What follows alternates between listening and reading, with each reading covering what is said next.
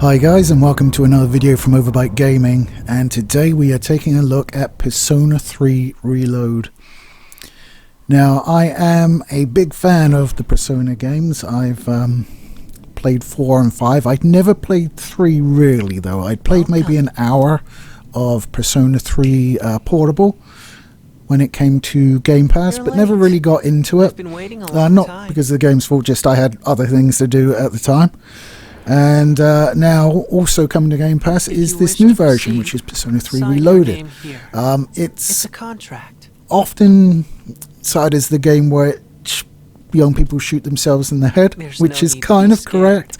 The way personas are summoned in this game is by the use of evokers, which all look like pistols and need to be placed against your head and the trigger pulled in order to summon the persona. So you're not really shooting yourself in the head, but you know, there's that. It's also trigger warning up front for various well, adult themes, shall we say, that you'll experience in the game. Much like all other Persona games, you are a new student in school and you discover you have the power to invoke your persona and fight shadows.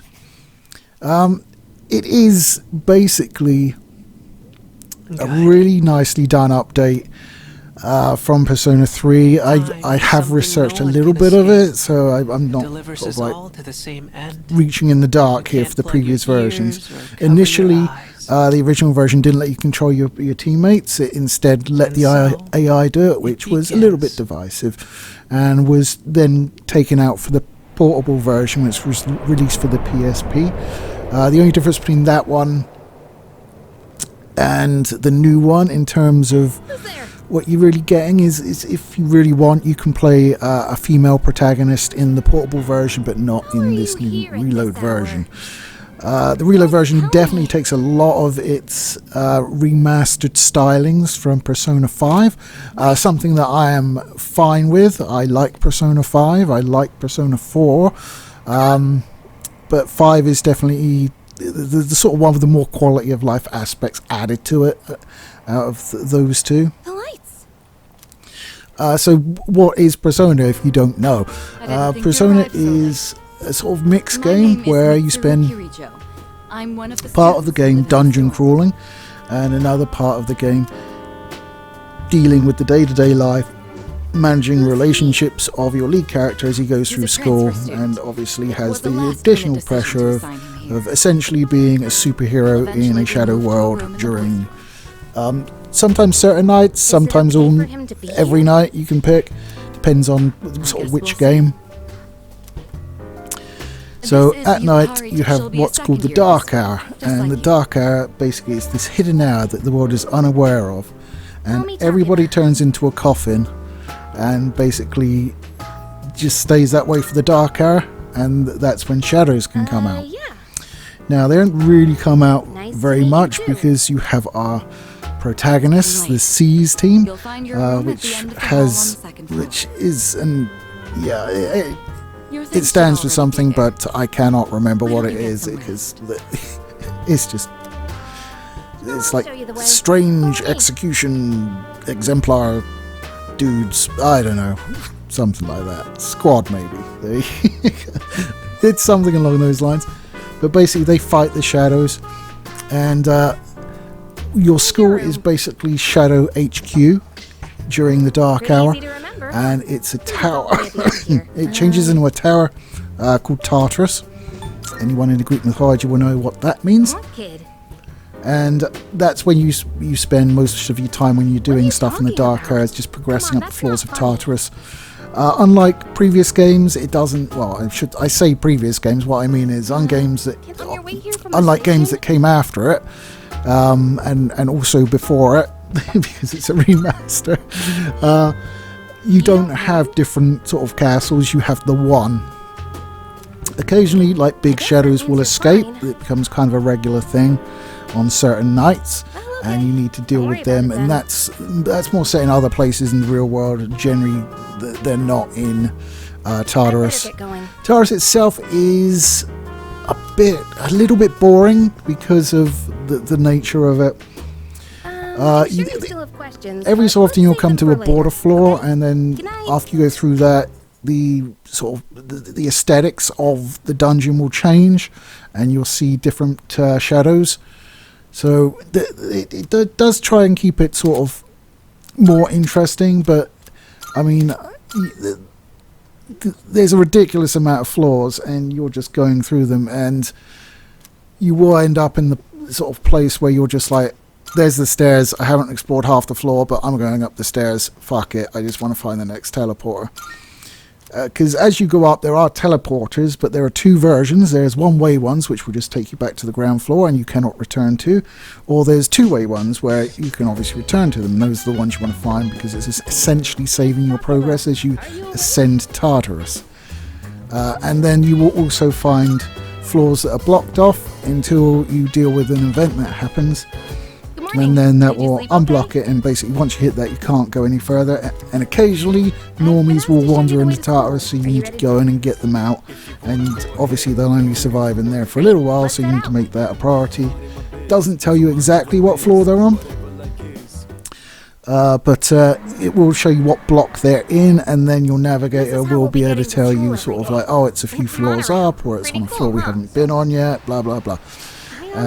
It's kind of a pain in the ass, because I really like, I mean, I like the dungeon crawling element, but I really like the sort of RPG element, building your relationships and seeing the stories of side characters play out and how you interact with them, stuff like that. And of course, you know, there's girls, so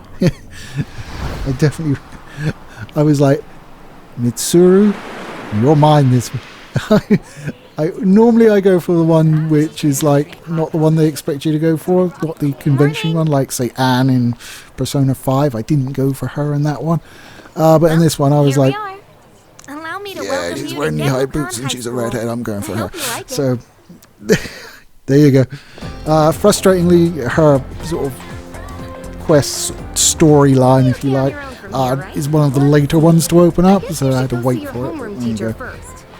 At least I had time to get all of my social skills up to the point where I could actually do the storyline when it became available. Because you do have 3 stats that affect what you can do in the sort of RPG element of the world. And that is academics, charm and courage. And doing different things will add to that, and you'll eventually level all of them up to 6. I pretty much focused on that because I've played a Persona game before and got them all maxed out pretty quickly, so now I can just basically do anything I want in terms of any of the activities or storylines that are going on.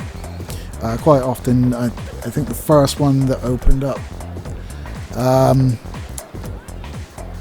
wouldn't let me do it because my I think it was my courage wasn't at level 6.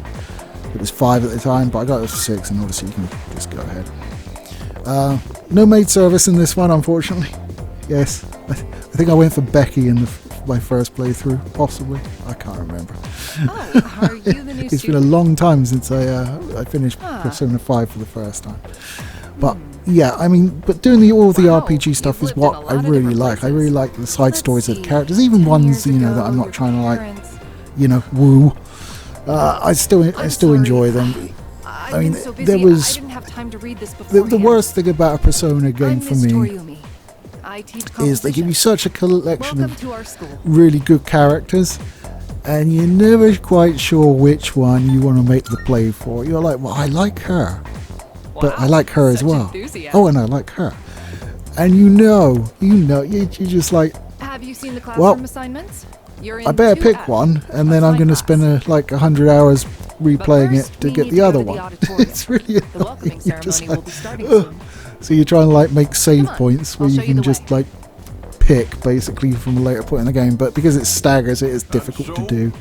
And some are, you know, available relatively early on, so you know, if you're rushing, you might just go, oh, yep, fair enough, get in there, son. And then you'll be like, oh, I should have waited, never mind. So you do have a vendor in the real world, so you can buy equipment in order to go adventuring with, which, you know, it's standard fare. I mean, interestingly, this time you buy it from a police officer who knows what you're doing and wants to help, basically. So you go in his evidence room and buy weapons from there. I'm not sure how particularly moral that is, but it's a thing you can do. He will also buy valuables from you as well. I don't know where he's getting the money, presumably not from the police department. Just saying. One of the monsters But you can buy things like, weapons, armor, shoes in this. You can buy shoes which increase your ability to evade attacks, and you have like charms as well, which is, been there forever. But Persona 3 Reload is... I still think Persona 4 is my absolute favourite in terms of characters and story. But from a gameplay standpoint, I think it's probably my favourite. Persona 5 is very, very good. And it is sort of the same because they've used it as a basis, but I don't know. I think, 3 Reload, 4 and 5, 5 Golden, wasn't it? The remake version they did that is Golden, I think, or was it Royale? I can't remember. One was a fighting game and the other one was a remaster. The one that was a remaster. And Persona 5 were, excellent games. I've enjoyed playing them all. It does become very samey, but because you do have kind of like sort of archetypes of characters a lot of the time, like you always have like this goofy fuck up that's your best mate. That's in like all 3 games. And I don't have a huge problem with that. I mean, at the end of the day, it's more content with the type of characters I'm used to having around and just being able to enjoy the experience. The battle system is pretty much the Persona 5 battle system. They all have, well, not all of them, but most will be weak to one element or another. You need to find that element and then you hit them. They go down. If you can get all of the shadows down that you're fighting, you can do an all-out attack, and which does massive damage, and it has like a specific outro for whichever character you've initiated it with. You do have like a limit break kind of attack where you build it up doing various things, and it gives you a big benefit. Like it will increase the accuracy and evasion of all your teammates while healing, or you'll do a massive elemental attack, but you'll also remove any resistance to that element for the duration of the attack. And you can also remove, essentially, some characters have the ability to remove resistances to the elements they attack with. So there's quite a lot going on, and each persona can only hold an amount of skills, and you have to decide which ones you want to forget and which ones aren't going to be as useful to get the new one in. Or if the new one isn't going to be as useful, you don't have to use that either. So yes, Persona 3 Reloaded. Highly recommend it. As per usual, your protagonist is the only one that can make use of multiple personas, so you get access to the Velvet Room and you can fuse them and do all your bits and bobs in there with Igor. What was that? It's the Velvet Room. It's a staple in the Persona games. So it's just more Persona really, and I never played the original, so I didn't have any sort of retro attachment to the previous version of the game, and I played maybe an hour or two of Portable, as I said earlier, so I didn't really have any attachment to that either. But like, I played Reloaded, and it just felt more like what I was used to, because it was a lot closer to Persona 5. So I think I was able to get into it a little bit easier, perhaps. There's nothing wrong with Portable, but I think unless you specifically want to be a female protagonist, then Reload is the way to go without a shadow of a doubt. So that's my review. I like it. It's more Persona. If you like Persona, you'll like this. If you don't like Persona, it's probably not going to change your mind. I will be continuing to play because I want to go through and see why Chihiro is a bit shy of men. We'll sort it out, don't worry, lads. Anyway, guys, that's it for this week. Take care, and I'll catch you next time.